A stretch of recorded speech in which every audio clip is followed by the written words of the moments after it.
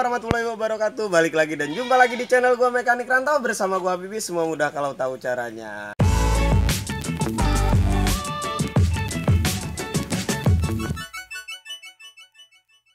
Dalam keadaan yang gak biasa ini, gua harapin kalian selalu terus pantengin YouTube gua karena gua berharap gua bisa menyuguhkan tontonan yang sedikit menjadi tuntunan, karena dengan alat seadanya gua harus bongkar itu. Satu buah motor Honda Beat yang udah gua pretelin dari tadi. Karena alat seadanya dan dana secukupnya, gua harus benerin dan maksimalin biar nggak terlalu banyak ganti. Karena ini gua di kampung, gua nyari spare part juga sedikit susah. Ya, gimana proses-prosesnya dan apa aja kerusakannya, mari kita lihat. Tuh yang punya, Kong. Wah, ya, Apa. Enak nggak motornya? Bagaimana ini caranya motor ini biar bagus ini? Bagaimana ini? Biar ndangak-ndangak. Bisa nggak? Bisa. 2 cm di atas aspal setelannya. Ini yang rusak klaher gearbox. Nih, gua kasih lihat klaher gearboxnya di bagian arah roda yang di sini, sama sealnya bocor. Ini makanya olinya kemana-mana. Ini kalian tahu nggak alat gua yang buat bongkar tuh? Cuma begini doang, cuy. Anjir. Aduh, nih sama CVT-nya ini rumah rollernya kemakan parah, cuy. Ini udah dibelanjain tapi ya. Nih spare part yang udah dibelanjainnya. Nah, itu backsoundnya ada suara mbek karena di sana ada kandang mbek. Motornya dia sebenarnya, motornya Rofi, tuh bokapnya dia. Semuanya udah terpasang, ini udah gua kasih gemuk. Gua pakai gemuk CVT doang karena adanya itu, cuy. Ini tinggal masang kampas rem. Jadi as ini jangan sampai nggak digemukin. Biasanya karena kalau dia sampai macet nggak digemukin, biasanya ntar dia pas dibukanya dia macet, cuy. Baru dipasang kampas remnya. Jadi ini gampang kok kalau pasang kampas rem. Jadi itu kita pasang peleknya.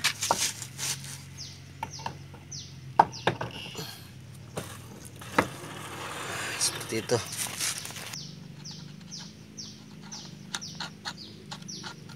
Lihat karena kuncinya apa adanya, cuy. Cukup kencang ya karena laharnya udah diganti. Ini tinggal gua kencengin lagi aja.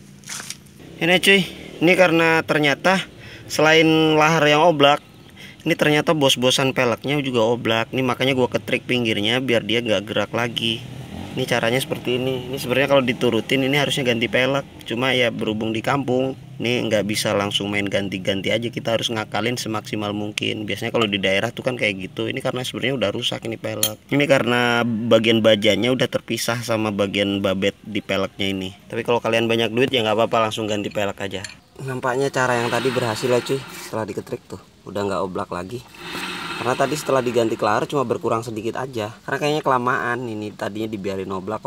Tinggal diisi oli gearboxnya aja. Tinggal pasang knalpot, kita rakit sebelah sana CVT. Ini, cuy, yang pertama kalian pasang tuh gigi pinyonnya dulu. Karena biasanya suka kejepit kalau nggak dipasang duluan. Nanti bisa sih, cuma agak susah. Jadi kalian masukin ke situ dulu. Sedikit oblak ya, tapi begitulah kira-kira. Kasih di sininya gemuk juga, gemuk CVT. Tutupnya. Oke, nice, seperti itu. Ini karena rumah roller baru, ini pakai original ya. Kita kasih gemuk CVT di bagian bosnya. Baru kita pasang rollernya. Rollernya apa adanya aja. Sebenarnya harusnya dilem. Pintu lem setan. Orang tua aku mau. Ya sudah. Karena nggak ada ini sebenarnya harusnya dilem karena ini oblak, nggak punya lem juga. Ini yang penting jangan arahnya jangan sampai kebalik.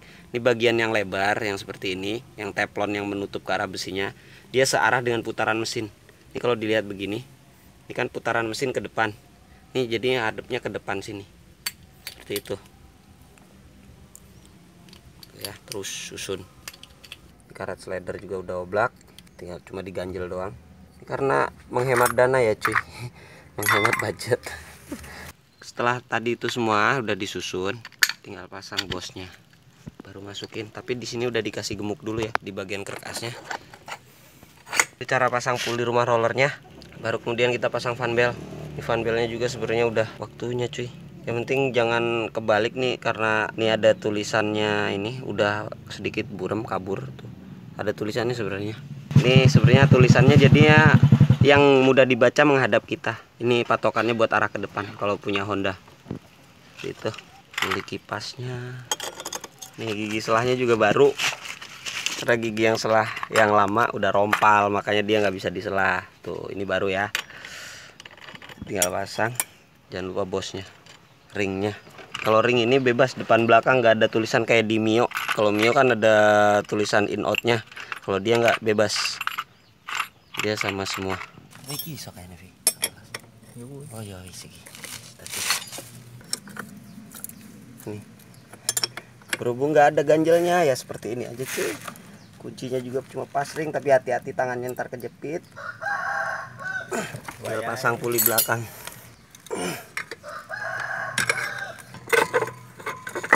Ini karena tracker ini tadi bikinnya dadakan cuy, nggak punya tracker.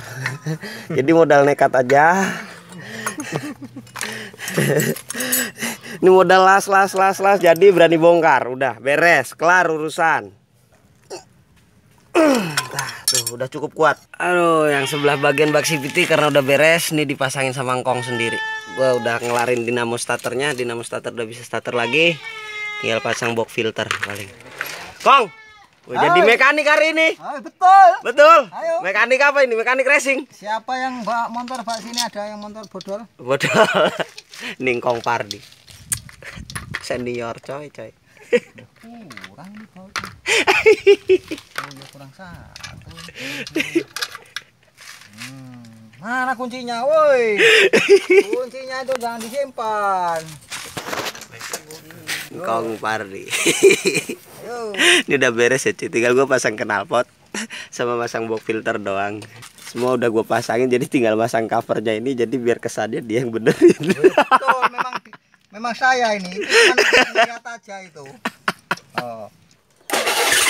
Bisa cuy. Alhamdulillah. Starter pun udah nyala. Cakep. Mesinnya halus cuy. Nih, alat-alatnya yang diganti. Tuh, rumah roller, laher, sama seal, gigi selah. Tuh. Nih cuy, gua sama orangnya disuruh nyobain motornya. Sekarang gua cobain. Sambil jalan-jalan.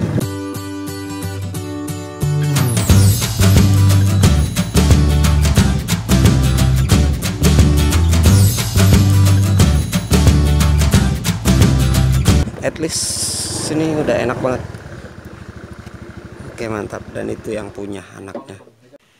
Nah itu tadi ya cuy, sedikit tutorial dadakan karena ini di luar prepare gua, karena kuncinya ya Allah adanya itu cuma ngandelin kunci T 3 biji. Tapi ya mudah-mudahan sedikit tontonan yang jadi tuntunan, harapan gue sih itu. Ya biarpun sedikit anfaedah, banyak kacaunya gara-gara tuh anak. Tuh dia tadi jadi kameramen cuy, namanya Rofi Begar. Apa nama Instagram kamu? Ya Rofi. Rofi aja. Hah? Bukan Rofi Kiyomisa lagi? Ya itu. Rofi Kiyomisa. Oh ya itu Instagramnya itu anak. Tuh jangan dicontoh ya, itu ngerokok gak benar itu. Tuh pemuda Begar. Udah gua akhirin dulu lah video gua di sini ya cuy. Dadah.